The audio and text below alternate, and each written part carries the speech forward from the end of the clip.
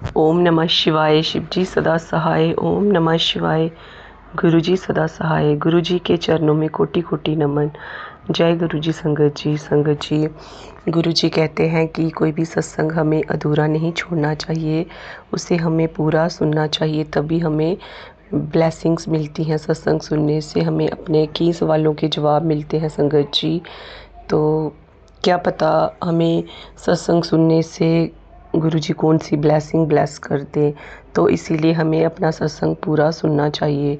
संगत जी, जब मैं नए नए गुरु जी के साथ जुड़ी थी तो मैं शुरू में गुरु जी के जब सत्संग सुनती थी तो मुझे बहुत कुछ सीखने को भी मिलता था और मतलब कि दिमाग में ये भी चलता था कि ये सब मतलब चीज़ें होती हैं।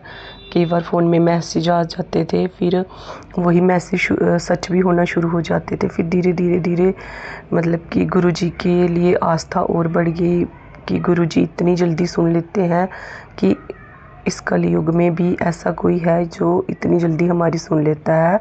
तो संगत जी, वो हमारे परम पिता परमात्मा हमारे गुरु जी ही हैं।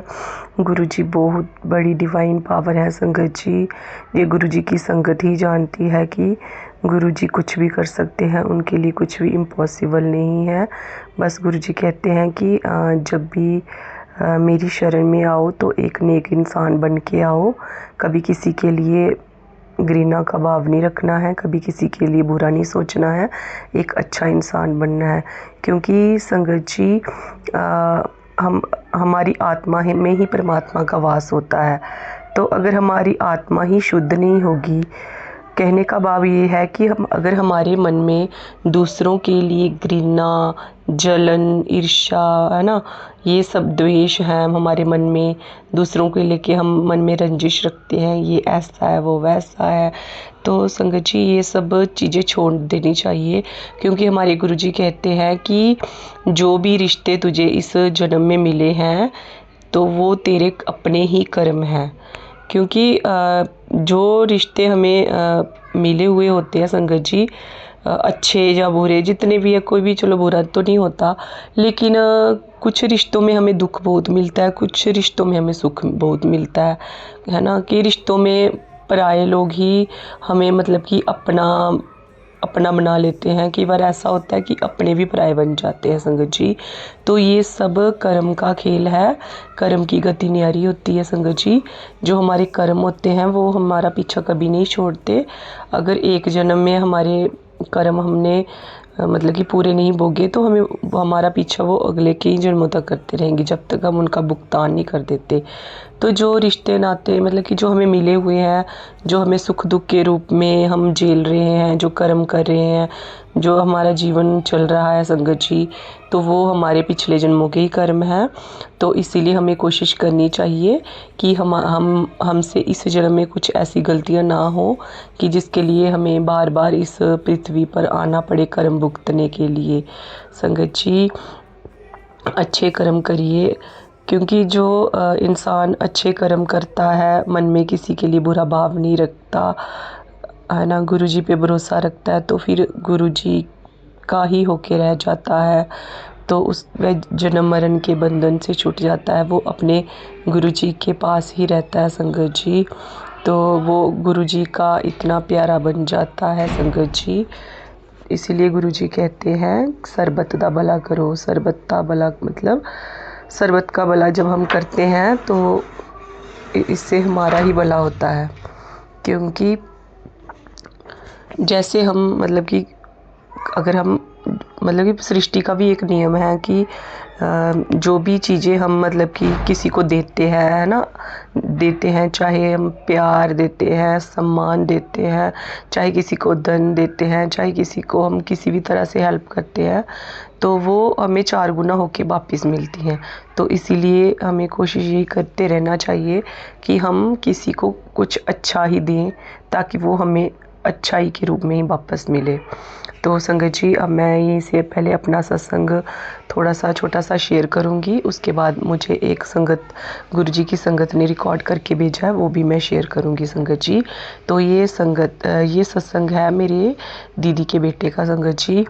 तो वो मेरे पास आता रहता है।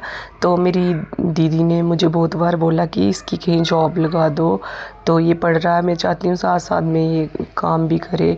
तो संगत जी मतलब काफ़ी फॉर्म वगैरह भी लगाए हुए उसने, तो कहीं बात भी नहीं बन रही। तो संगत जी फिर मैंने दीदी को बोला कोई बात नहीं, हो जाएगी, कोई प्राइवेट कंपनी में ही मतलब कि अप्लाई करो। दीदी ने बोला कि मुझे नहीं पता क्या करना है क्या नहीं, मेरा बेटा भी इतनी समझ नहीं है, तो अपने हस्बैंड से बात करना।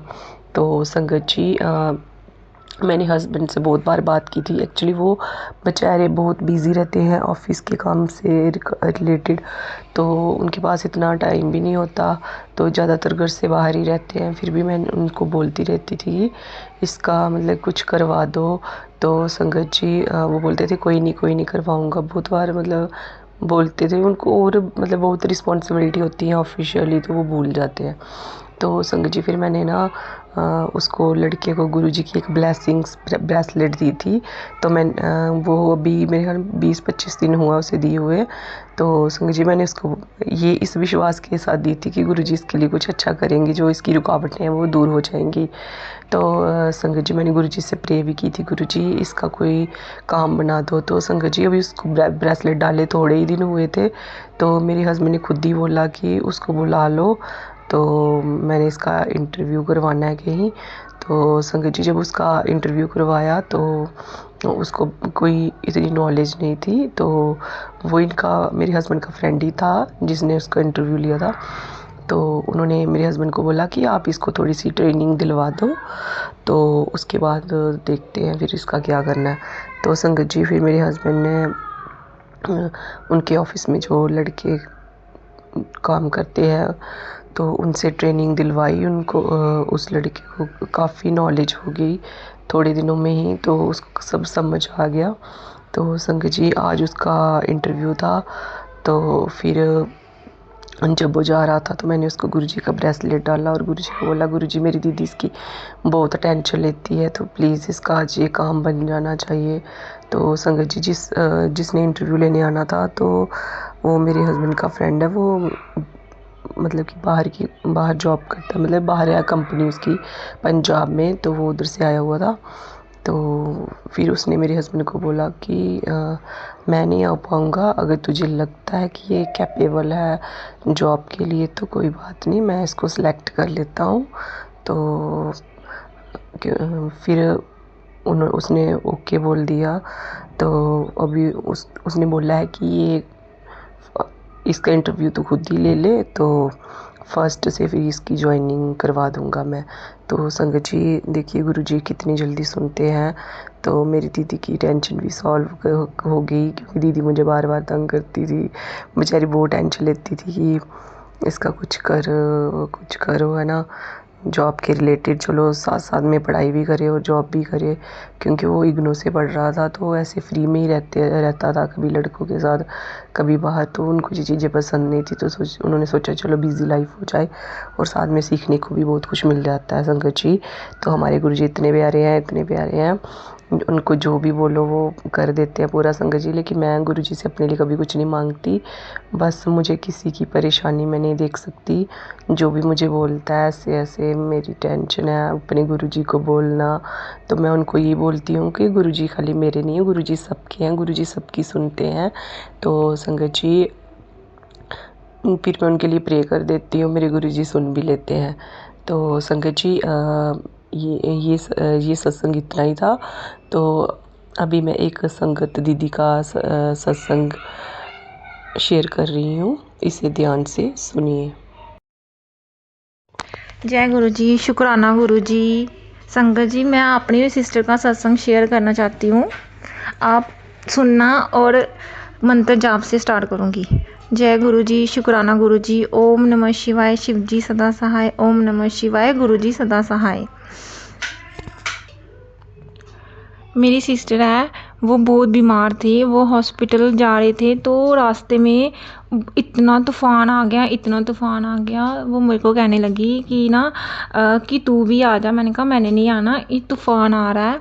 तो वो वहाँ पे ही जीजू ने बाइक रोक दी दुकान पे। तो वहाँ पे जिस दुकान पे उसने बाइक रोकी वहाँ पे गुरुजी का इतना बड़ा सा स्वरूप था। तो मेरी बहन ने उससे पूछा कि ना आप ही इस गुरुजी को मानते हो? तो अंकल ने बोला कि हाँ मैं गुरुजी को बहुत मानता हूँ। तो वहाँ से मेरी बहन चले गई, मेरे को उसने कॉल की कि बता रहे थे जिस गुरुजी को तू मानती है वही उसकी फ़ोटो, वही गुरुजी की फ़ोटो मैंने एक शॉप पे देखी है। तो जय गुरुजी, शुक्राना गुरुजी। तो फिर वो वापस आई, इतना तूफ़ान आया, इतना तूफ़ान आया। मेरे को कहने लगी कि ना जब मैं बाइक के पीछे बैठी हुई थी तो मैंने गुरुजी को बोला कि मैं ठीक ठाक मैं घर पहुंच जाऊं। पीछे मैं बोलती रही जय गुरुजी, शुक्राना गुरुजी। जब वो अपने घर पे पहुंची तो उसने अपने बेडरूम में देखा कि तितली बैठी हुई थी और उसके ही रूम में घूमी जाए। उसकी एक छोटी सी बेबी है, वो तितली को बोल रही थी कि आजा मेरे पास, आजा मेरे पास। उसके साथ खेली खुली 2 मिनट वो किचन में गई, फिर वो बाहर गई, फिर वो पता भी नहीं चला वो कहाँ पे चले गई। जय गुरुजी, शुक्राना गुरुजी।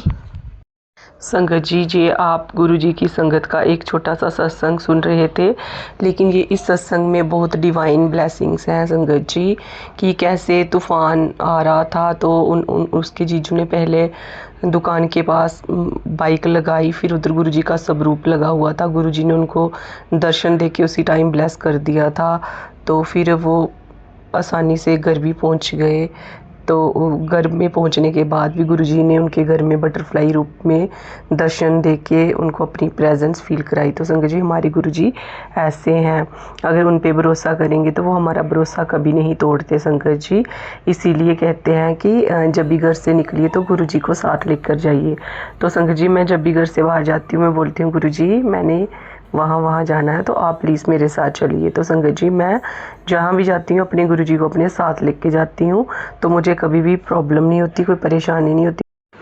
तो संगत जी, अब मैं ये सत्संग यहीं से विराम लेती हूँ गुरुजी के मंत्र जाप के साथ। ओम नमः शिवाय, शिवजी सदा सहाय। ओम नमः शिवाय, गुरुजी सदा सहाय।